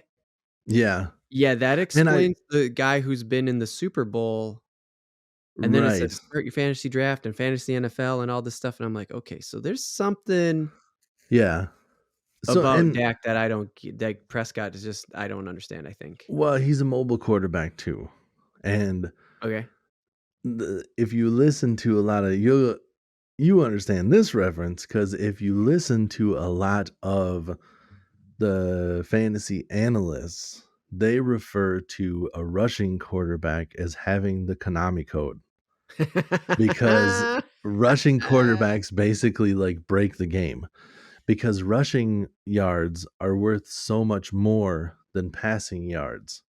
When it comes to fantasy leagues. Yes, Okay. and Okay. especially there's also leagues where passing touchdowns are only worth 4 points, but rushing touchdowns are worth 6, because rushing touchdowns are for anybody. Mm. So a Mhm. passing touchdown is held in different regards. Like, so you Sure. can have Tom Brady throws 5 touchdowns in a game Right. and he doesn't score as much as Dak Prescott, who throws 2 touchdowns, runs in another one, and Mm. runs for like 60 yards. Because those 60 yards, Ah. the 60 yards are going to be worth 6 points, because every 10 yards is a point, where passing yards, every 25 yards is a point. So you throw for 100 yards, you only get 4 points. You run Ah. for 40 yards, that's 4 points. Yeah. Okay. So like Okay. the rushing quarterbacks can really make a big difference. So Gotcha. that's, I think, why Dak is up there, because he's been, one of the higher up quarterbacks. Like, and the perfect example is Matthew Stafford, is who won the Super Bowl last Super Bowl year. last year. And I Even though don't Mahomes is the one in the photo, I know I haven't said that yet, but I just wanted to be very clear about, right. like, I get it, because on a like super high level. So we'll have to get into the Mahomes in a minute. But okay, so yeah, winner Yeah, of a so Super Bowl last year, Stafford. yep. Yep. And Stafford won the Super Bowl, and I don't think he broke the top 5. Really? Yeah. He Just was my because backup back 3, 5 years ago whenever I was playing, he's good. and he does throw for a lot of touchdowns and stuff, but Mhm, mhm. I don't think he made it that far up because of the rushing quarterbacks and Right, right. the upside that they have and the Sure. amount of touchdowns and stuff. I think there's quite a few games where he didn't throw for that many touchdowns because Oh, somebody rushed. You know, like sure. if you have a team that has a running back that rushes it in too a lot, Oh, that's not going to help you out. If you're that your throwing the quarterback ball to doesn't him, help you then. You'd want the running back on that team. yeah. Right? And there's some like sneaky things that are like some people don't like, but it's like it is what it is. Rules are rules. Like Patrick Mahomes when he had Tyreek Hill, there was a lot of where they had like these kind of like a jet sweep. Tyreek Hill would take off from like over in his like lineup where a receiver normally would on the outside, Mhm, and he'll take off running past Patrick Mahomes, and Patrick Mahomes will be in like a shotgun, mhm. and right after the ball is snapped, he'll toss it forward like a foot as Tyreek is running past him. No way. And that 1 foot pass ends up, taking it 60 yards to the house because Tyreek went there. Yep. Mahomes gets credited for a 60-yard touchdown pass, and he threw the ball a foot. That's hilarious, dude. Yeah. But it was a forward pass, like, It was according a to the forward rules, pass, and so it's like, yeah, rules are rules. We can't change the rules, you right. know? And Mahomes is not, like, doing it for the fantasy league. Like, I mean, it's Yeah. just a good play. It's just they're a good Right. team to do that, and it works, Yeah. and it throws off the Yeah. defense and And Mahomes didn't call that play. That was Andy Reid being like, right, you know, Tyreek Hill or whatever. right. Whatever they call the play. Yeah, right. Cheetah. Cheetah. They, Cheetah. they call him the Cheetah. cheetah. Cheetah. Cheetah Cheetah, go 49. cheetah. I just saw a clip the other day where there's a guy in the stand that looked exactly like Andy Reid. It was uncanny. It was crazy. He had like he knew he looked like Andy Reid, so he's playing it up. He's like chewing gum like him. He had like the Bose headset, wearing the exact same coat and everything. He's standing on the sideline, like just leaning over, just staring at everybody. And the announcers are That's just like, hilarious, dude. yeah, the announcers are just like, that's unreal. That's unreal. And I'm sure when he's walking to the stadium or whatever, everybody stops him. Oh, I'm sure people totally Oh, stop him. yo, what up, Andy? Yeah. Yeah. I don't know if they call him Andy. You can probably call him Coach. Oh shit, Coach. Yeah, let's win it, Coach. Go get him. He probably gets to do a bunch of stuff he shouldn't. Yeah, take photos with people and shit on Instagram. Or just like skips the line. Guys, I really got to get down back onto the field. Oh, let him through. Let him through. He's got to get a hot dog. You know, Gonna get a hot Coach Reed's got to get his hot dog. You already do that. He comes You up knew he every got to time. 3 minutes till the end of the second half. You know that. get. I'm not chewing gum all day. That's gum. Or that's. It's hot dog. I screwed that up. I'm not chewing gum. That's gum. It's funnier that way, maybe. Coach Reed could say some stuff like that, and the Kansas City fans would just be like, "No, he keeps you on his toes. He keeps all of us. He gets it. He We just thought he was gets it. gonna. We thought he was gonna say hot dog. Calls it audible. Tells us it's not gum. It's gum. Dude's a genius. I don't know why they talk like that. Fucking They're from genius. Kansas City. This guy. I don't know how they talk in Kansas City either. I don't know. Kind of East Coasty, I think. I don't know. I think it might be almost like a little bit more southern because it's like on I think it's the just a border. It's slower like version of Kansas our City and Missouri. yeah, I think it's just a slower version of our accent. Oh, So could that be. means that except for slower version, like we drag out our bag. We drag out Oh our, yeah, ham. they got the We don't do O's quite a little bit, but just they like don't almost like a southern draw on a Minnesota accent. yeah, except for they don't Everybody drag out did. those vowels so long because 'cause they're already dragging Oh out the yeah, rest because they're of their going slow. Yeah, it'd conversation. be weird. Yeah. You guys gotta get out the way for Coach Reed. Oh, way. Oh man. But yeah, no, I just also um doing a guillotine league or guillotine league as spelt guillotine. It said guillotine, and that is so I'm doing 2 fantasy leagues this year, and that guillotine league sounds like it's gonna be intense. Why? What does that Oh, mean? You just cutting heads so off or what? chop. You try not to get chopped, bro. Oh shit! So so each week there are 18 teams, so the draft was a little bit crazy. Some No people reached kidding. for some players I was not ready for, and it was like, damn, got to be on my toes next year because I didn't know. I was like, okay, I can draft this guy here because I'm kind of going off the draft, like looking at the players where they're going and stuff, and I'm like, oh, okay, I think maybe I can wait a couple rounds and I'll get him, or maybe even just next round. And Yeah. it's like after I make this pick, I'm like, oh, it might come back to me, and it's an 18 team league.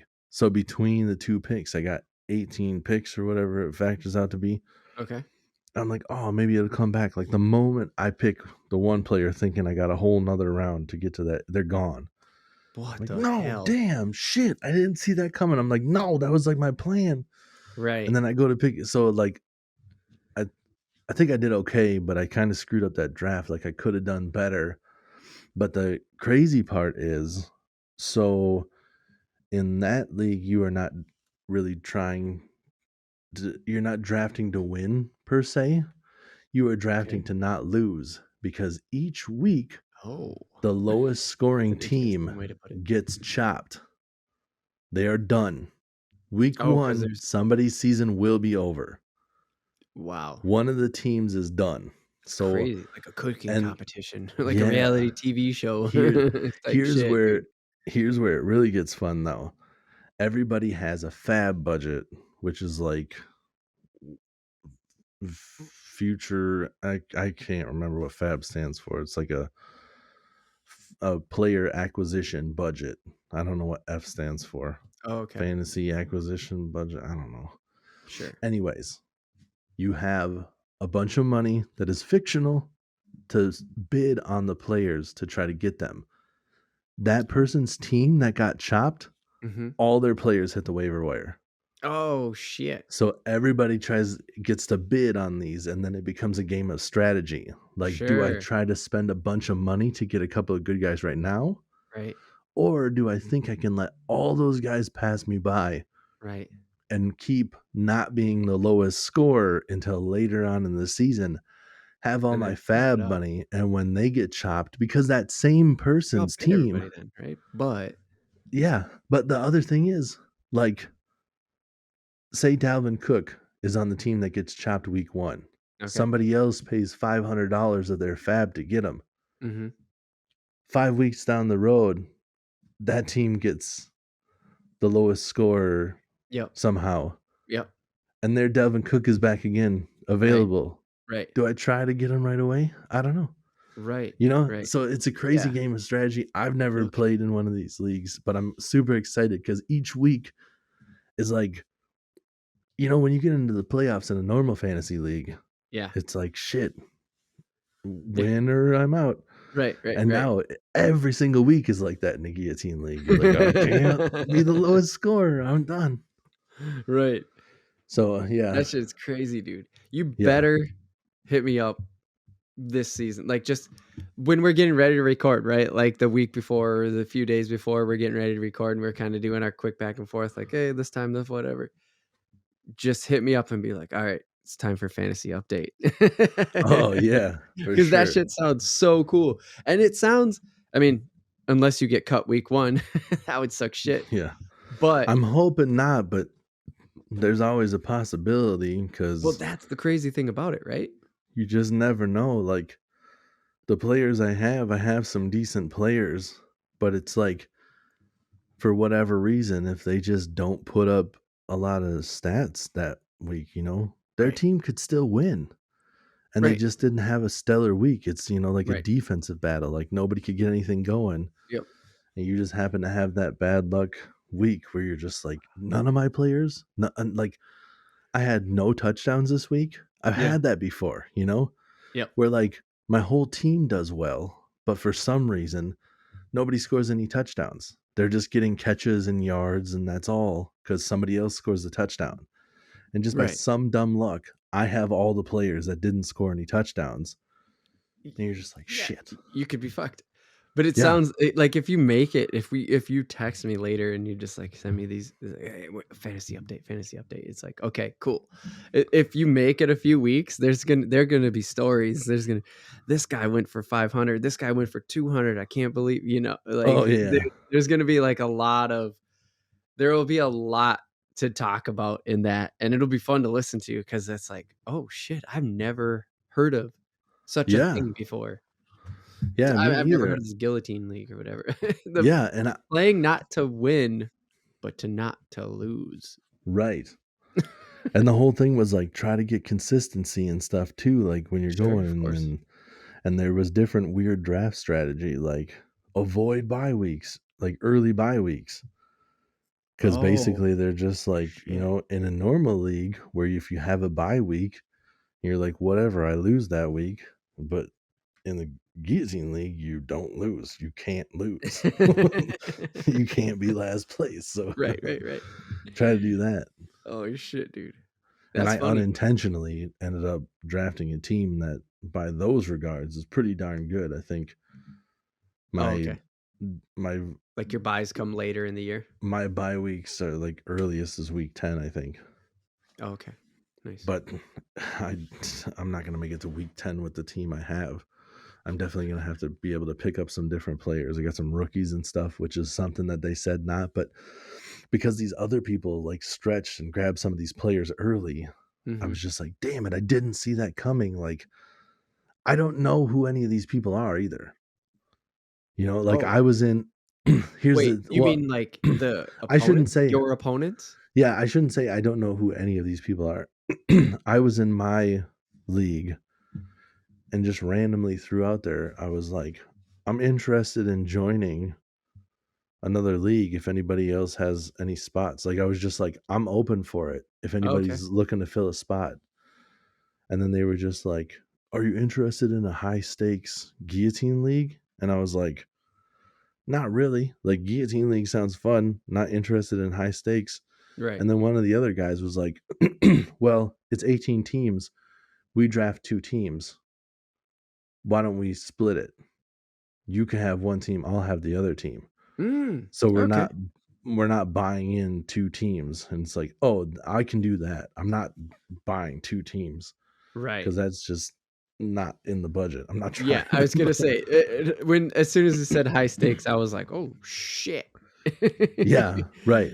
Like, But people because don't we're fuck around when it comes to no, fantasy, like, no, they really play like, I only played ever in a I can't even remember if we played for fun or if, like, the company because it was a lot of people from work, it was like, did the company sponsor it? And they just put up, like, you know, a smaller amount in, yeah, like, gift cards and stuff like that. I can't remember anymore because 'cause it's been so long, but the point is that, like, in those leagues, there in that league that I was in when I was just doing it just to fill a spot essentially, and I ended up doing well, that there was nobody it's because I know how to play games, right, that there was nobody doing what I was doing, basically. There were maybe 1 or 2 other people, and there's 10 of us in the room. Everybody yeah, else was doing this one and just going like, "Okay, this is good." And they wanna win, trust me, they wanna win. They're not playing around yeah, because they're hungry winner type people. That's why they're doing it. But then they sure, were all like, "Oh, in my next league, I gotta go and do this and this." And they're talking about dropping hundreds of dollars on yeah, this next league. And I'm like, "Oh shit." So a high stakes one, we're talking some money. yeah. This one is 18 teams, and each team is 150, and most of these people are doing 2 teams a person. Holy So they're shit. talking 3 bills a person. Just And gambling 3 bills. yeah. But the payout, I The mean, first payout's fucking place, if you sweet. make it to the end, is 1550 for first place. Right. You double your money getting third. And then I can't remember what fourth is. You double your money getting third place, or not fourth. Double your money getting third place. Yep. And it's like $700 for like second, and then first is like $15.50. God damn. Yeah. That's crazy, dude. I know. It's like Wow. first place gets me another depth finder. Something is definitely going Two towards depth something finders fishing. next year, baby. Two. Talk about getting that forward facing Trying to get me some sonar. spot lock in this bitch. Yeah. That's not even that's we're I don't know. I'm about not quite halfway there. I win this high stakes league and it would get me not quite It would halfway give me there. not quite halfway to spot lock. All right. And not that's to say not spotlight by itself, because I don't have any of it. So we're talking we'd have to get the unit with the sonar. And if Right. you bought that in a bundle, you're talking like almost $3,000 to over $3,000, depending on the size of the graph you get, and then to add the spot lock on there. Oh, because of the screens and stuff, right? And all that Yeah. too. Yeah, because you can get I think you can get the mega, or like, as far as I just know about the hummingbird prices. You can get the hummingbird forward facing starting at like $1,000 with just the graph. Not talking about, that's where it starts at, and that's with the Right. 7-inch unit, and they go up to 15, I believe. That's what I think you said in a Yeah, couple episodes ago. Anyways, we're getting on we're getting to on to we're getting fishing back onto stuff now. fishing. If you don't know what the hell we're talking about, go over to episode 50. We did 2 hours of iCast coverage. You're gonna catch somewhere in there. You're gonna catch the spot lock thing that we're talking about. Yep. Tim's just getting into specifics and money. And you know what? One day on the Real AF TV podcast, that's right, real like fish and real, we will get into it. Jeez. What do we? Oh yeah, okay. Here's the thing. Here we go. Okay. This offer is not valid in states outside of the United States. No, I'm just kidding. Just a big I'm old just breath totally for it. fucking with everybody. Have some sort of a promo. Oh, nice. I'm just kidding, man. You know how this thing works, everybody. You've been on podcasts long enough. You've been on YouTube long enough. I'm That's sure right. you hear it all the time, but the truth behind it is this is how we get noticed, is by you following, subscribing, commenting, and all of that stuff, whether it be over on Spotify or iTunes or Amazon Music, or especially the YouTube channel where we do have fishing videos. If you so happen to just find us on podcast feeds, we are working on more feeds and other things, but me and Tim have to talk about that offline, Yeah. as we work out the details and when to launch and all that fun stuff.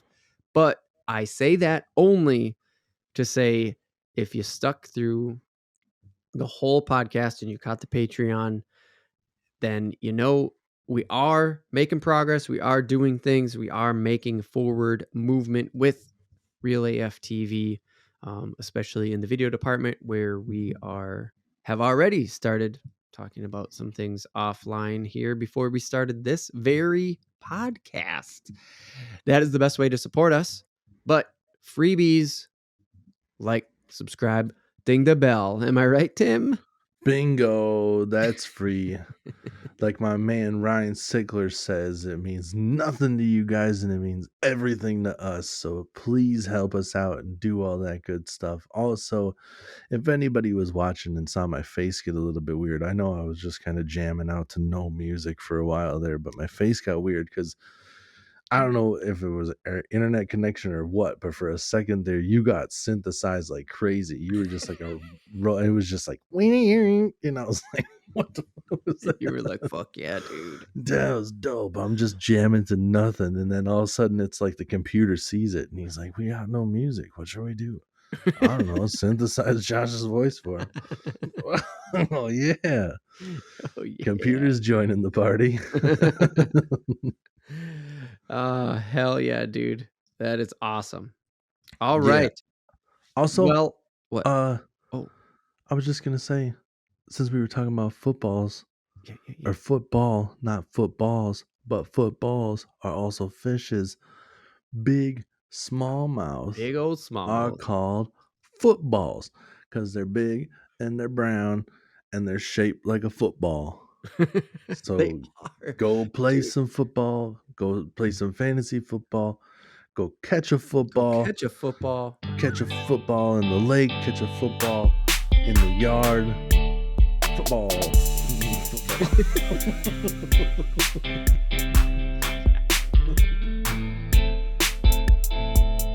I actually, it's so funny when